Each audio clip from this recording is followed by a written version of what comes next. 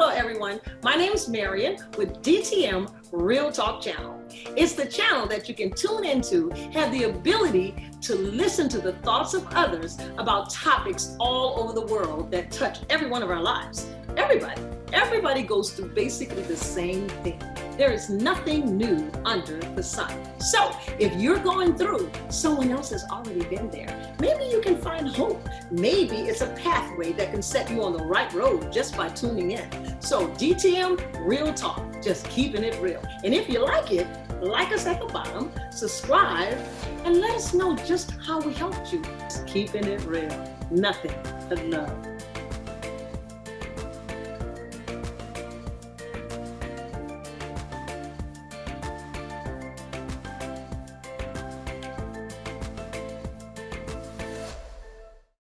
Good evening, good evening, good evening. Welcome back, everyone. Welcome back to DTM Real Talk, where we are just keeping it real. I am here doing this intro because my cousin made me do it. And I'm not going to be dramatic over it, so there's nothing to forgive. Though she made me do it, and I'm being traumatized as we speak. But anyway, hello, cousin. Hey, y'all. Hey, cousin. You're wrong. We always say the devil made me do it, but in this case, Marian made me do it. But anyway. So how are you doing today, cousin, this evening? You are crazy. It's all outdoors, man. Well, I'm just keeping it real. Look, YouTube land. I just told her, won't you just open us up today? I didn't tell her to do all of that. But anyway, yeah, buddy. So what's been happening, cousin? Anything new other than your lean, pristine, and a mean look you got going on there? Oh my goodness. Look at that. She's looking so cute, she's blushing. Yeah, I'm blushing because it's working. For those of you that didn't know, I'm back officially 100% vegetarian. And just to review my quick story, for 2 years I was vegan. I juiced for 2 years, didn't put anything cooked in my mouth. From then I went from vegan to vegetarian for about a year, and then to pescatarian. And for about 15, 20 years, 15, 16 years vegetarian. Okay. And as of 40 days, no, 34, as of 60 days, I am now 100% back vegetarian. So y'all pray for a sister, because I'm a seafood girl. And I've not touched any seafood. How about that? Well, you know what, cousin, before we move on into our into our discussion for the day, give us a brief description of the different, the pescatarian, the vegan or vegetarian. I mean, I don't know the difference. Oh, okay. Yeah. Vegans are total vegetation, total vegetation. Vegans they don't eat dairy, and they don't, cheese and dairy and nothing. Everything is vegetation. That's okay. Yeah. And vegetarians, they do eat dairy and cheese, eggs. That's what it is. Vegans don't eat eggs. Vegetarians eat eggs and dairy. Okay. I like cheese and I like eggs. Yeah. So I don't want to do vegan yet. I may, but I'm vegetarian. Pescatarian eats seafood. Yeah, okay. Pescatarian eats seafood, and that's what I've been for the past almost 20 years, pescatarian, because I love me some seafood, right? I love me some crawfish. Wow, that's awesome. Marlins, y'all. Yeah. Because I'm glad you clarified that up, because I thought you had changed your religion to Presbyterian. I got it mixed up. Silly. I said Presbyterian. What is that's it? Pescatarian, girl. Oh, I'm sorry. It's pescatarian, y'all. Pescatarian. There's a difference. Don't go to church and tell everybody. You sit in the Baptist Senate and say, "Hey, I received Jesus, and now I'm a pescatarian." or you sit down at a table with some vegan people, and as they're talking about their diet, you say, "Yeah, Did I'm she miss her? Presbyterian. She missed I'm her calling. Presbyterian." She missed her You calling. know, YouTube last. She missed. so The girl you should be sit a at the table, comedian. and you tell the waitress, I can't have all I want, no chicken, no beef, because I'm a Presbyterian. She gonna hand you a Bible, tell you to get on. But anyway, but anyway, Girl, silly. I'm like, okay, so gotcha. Well, let me tell you, cousin, I congratulate you. Looking great. You're looking great. Those cheekbones, and everything. Pretty So defined. They defined. Yeah, yeah, somebody told me, girl, you're trying to get fine. Don't lose no more weight because you're too skinny. You forgot. Everybody else's opinion matters nothing to me, right? that's right. That's right. I'm trying to feel good. I'm trying to be well. I'm trying to live. Well, yeah, like I said, you look great. I don't know where they got that lose weight stuff from, but Yeah, you I are actually looking went great. from thank you, God's grace. I went from 171 to 157 in 30 Okay. days. Yeah, Wow. in Yeah, 30. that's major. And Yeah. that was raw. And the last, I guess within the 30 days, I did put some cooked food in my mouth, but it was all vegetation. Okay. And I found a new Gotcha. restaurant here. I look for the spots. This new Yeah. spot, and I they don't know me and I don't know them. They just know my face. I tell. I'm giving them I'm giving them a prompt right now. So Right. you guys check it out. I think it's 810 North Claiborne. Oh, it's off the chart. You think you Wow. barbecue ribs? I'm giving them a plug right now, and it's really jackfruit, and I cook with that a lot. I follow Tabitha Brown. She is amazing. I love her to pieces. But anyway, I Wow. use a lot of her recipes. Yeah, barbecue. I don't eat any more pasta. I don't eat any more bread. I substitute my pasta for chickpeas. I don't eat rice anymore. I substitute that for quinoa, cauliflower, anything like that. Gotcha. I actually tried my beans. I tried instead of beans and rice. I tried it with beans and quinoa. It was pretty good. It wasn't bad at all. Well, I'm gonna be honest with you, cousin. I haven't taken that total leap of faith yet, though it is more than likely something I need to do. But I'm still on that fried chicken thing, so please forgive It's me. all good. It's all good. But I will attest to this. If we take the negative carbs out of our diet, that means the sugars, the rices, the breads, you can and will see a big difference in your health. Oh, absolutely. And that's not changing anything else. If you just remove the carbs like sugar, rice, bread, and soft drinks, and oh man, you would see a big difference. If you did that for 30 days and nothing else, and fried foods, everything we're frying, just bake it, grill it, pan it, whatever, you'll see a difference. Right. I Okay. actually had mushrooms last night. It tastes like chicken, like fried mushrooms. It was oyster mushrooms. My son said, What? Mama, this tastes like chicken. Yeah. Okay. Got you covered. Was really Yes, good. ma'am. Anyway, let's get on down to the what we Okay, yeah. You got it. You got it. Okay. Well, yeah. last week, we hit on the devastation or the trauma of unforgiveness. If Yes. you experienced a traumatic experience in your life, and I would just like to add that it would be a good thing to realize, well, look, I had some trauma.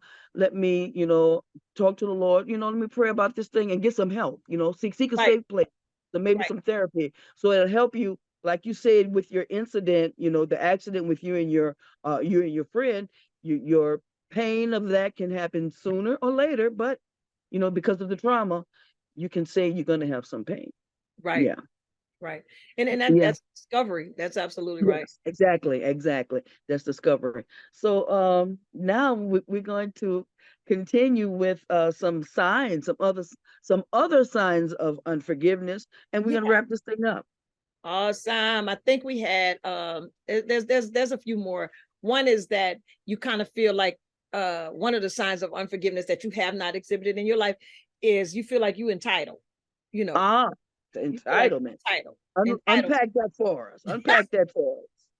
You know what entitlement when you feel like instead of taking responsibility and seeing how what could you have done to make this situation better, whatever that traumatic situation was. Okay. You feel that it was all the other person. But in actuality, what you should do is to see, what is it I could have done to make this better?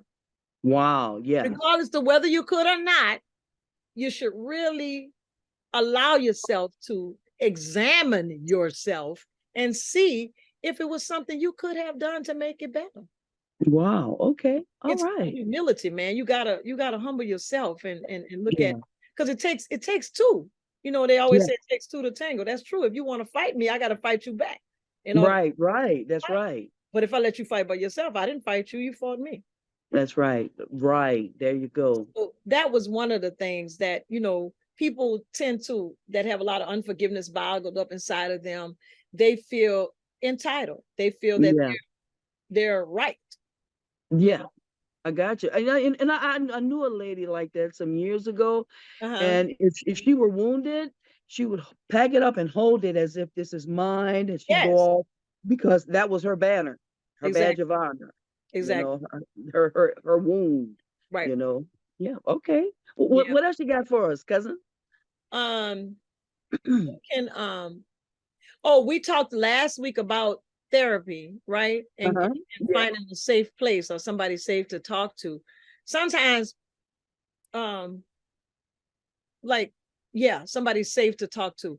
Sometimes you can, if you're bottled up with unforgiveness, you can refuse to confide in anybody, right? Right. That's a sign. That is a sign, because you're refusing, you're comforting your own hurt, right? Okay. Yeah. You're feeling that you can provide your own relief, your own relief. And you can't, because you're stuck in a feeling of unforgiveness yourself. That's right. You're stuck in resentment and hurt yourself. Yeah. So right. What I suggest that's helped me is finding a safe place. Every place is not safe. I think we talked about that on several clips. Your Paul, your Barnabas, your Timothy, and you can go back. Yeah, exactly. But I have several accountability partners, and you got to let that out. But like I say, a person that's bottled up with unforgiveness, they could feel so entitled. They ain't telling nobody nothing. They want to hold on to it because they like it. That's right. Want to be mad. Which I believe would be a segue. That would be a segue into another one you talked about. You mentioned gossip. Unpack that for us. Gossip. Absolutely. Let me see how to put it. If somebody has hurt me, okay, now the thing I should do is be telling that person, okay, right, because I need to get that off me. I need to release them of that charge, so I have to tell them. I should be. That's right. But instead of talking to my safe person, my safe place, my accountability, that's good. That's okay, because that person will help you unpack whatever it is that's in you, or discover whatever it is you need to understand. Okay. Reason that you're feeling like this. Okay. But instead, some people, because Carol hurt me, she disrespected me, instead of me going to Carol, who is my cousin, instead of me going to Carol and telling her how she hurt me, expressing my feelings to her, I'm going to go to Marie or Sheila. And I'm going to tell Sheila, I'm going to tell Marie, I'm going to tell Kathy, I'm going to tell Jean, I'm going to tell all these people. But why am I telling these people that Carol hurt me when they're clueless? Number one, I'm destroying Carol's character. I'm sowing evil. That's because right. Those people don't know Carol. And based on what I say, they will judge her and not have other facts, because I'm her. Right. That's gossip. Yes. And those people may be your friends, but if they're really your friends, they'll send you to a safe place or tell you need to tell Carol. Exactly. Wow, that's awesome. But most times we end up just gossiping, just telling everybody about that person and what they did. Right. If that's truly your friend, if that's truly your friend, you guys probably will pray for that person. I pray for Carol and help me see what could I have done to make it better. Right. And encourage me to go to Carol and tell Carol what I need to tell her. Exactly. You know, there's something I learned that when you said that about destroying character, the Lord has allowed me to see that, if I can say that, when someone is talking to me and I'm listening, to be careful, because if I receive that, like gossip, I am putting myself and us in a very bad place with the Lord. Can I say that? You can. Can I say that? Because one, not only are you harboring in unforgiveness, and I'm aiding and abetting you in that, well, now I have what? I have caused friction within the brethren. That's true. That's for believers. Yeah. Yeah, that's for believers. For a Right. Christian. That does Right. apply. Yeah. Right.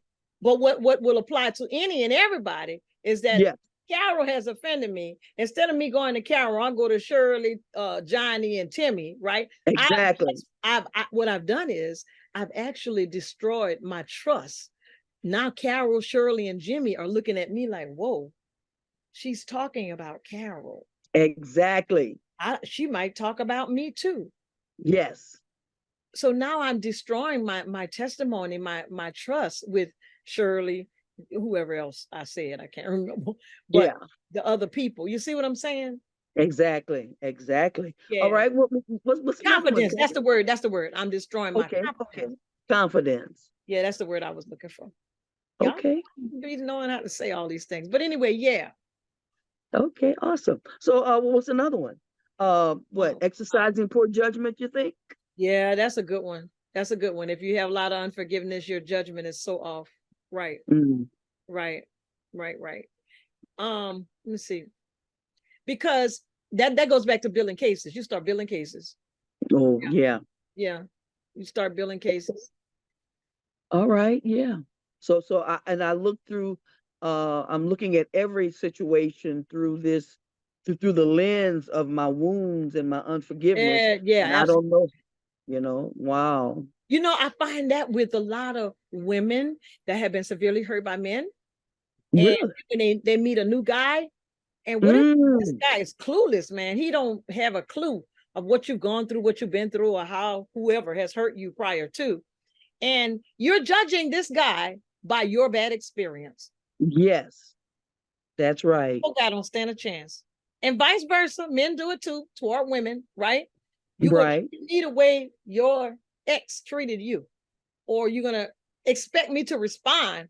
And they say it like this: yeah, all women, y'all know how y'all women are. Or you know how Mm-hmm. when I hear that from men, I already know that you're dealing with something.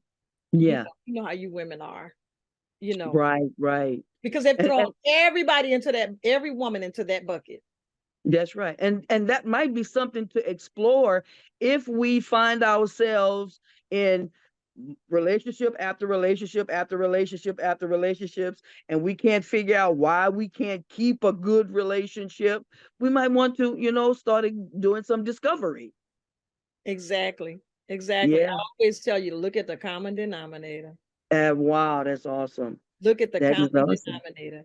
And you That's know what? awesome. You know what's a powerful, for those of you that haven't followed my clips, you could go back to Yvette Nash, and you can put in DTM Real Talk Yvette Nash. And she has a part 1 and a part 2. And I'm going to encourage you to reach out and look at that. Okay. She talks about her I think it was three relationships. She talked about that. Mm-hmm. She talked about that, and she explored why. Awesome. I like Yes. that word. And she found that common denominator. It was her. Right. It was her. She found it, exposed it. She discovered it. She acknowledged it. She exposed it. Wow. She began to walk in that path of freedom. And then God brought the one that she needed in her life.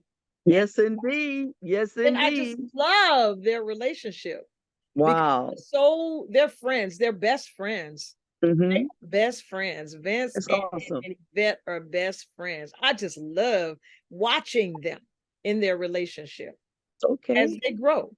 So if That's you right. want to check that out, go back to DTM Real Talk Yvette Nash. And she has a Okay. part 1 and 2, and she talks about that.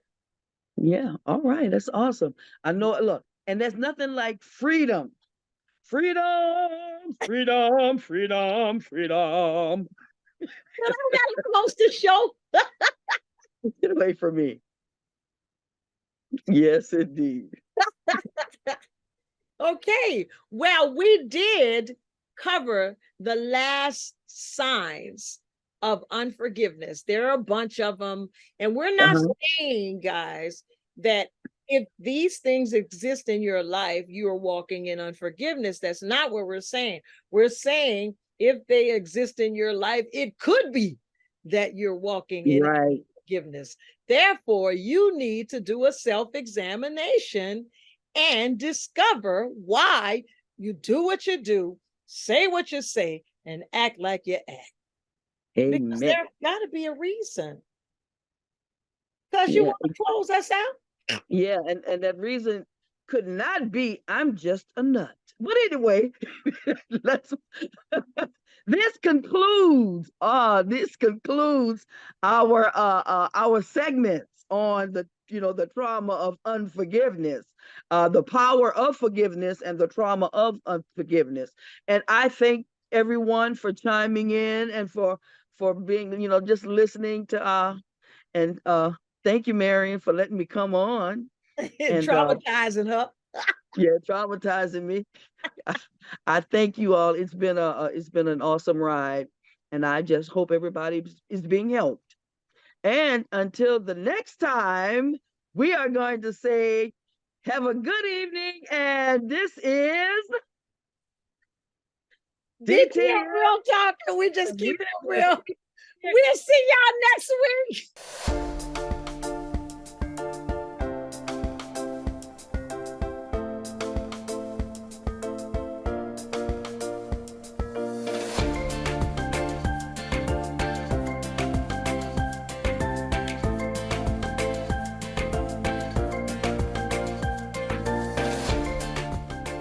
Thanks for watching DTM Real Talk. Be sure to join us for more conversation. And oh yeah, don't forget to hit that like button, share, and subscribe while you're there.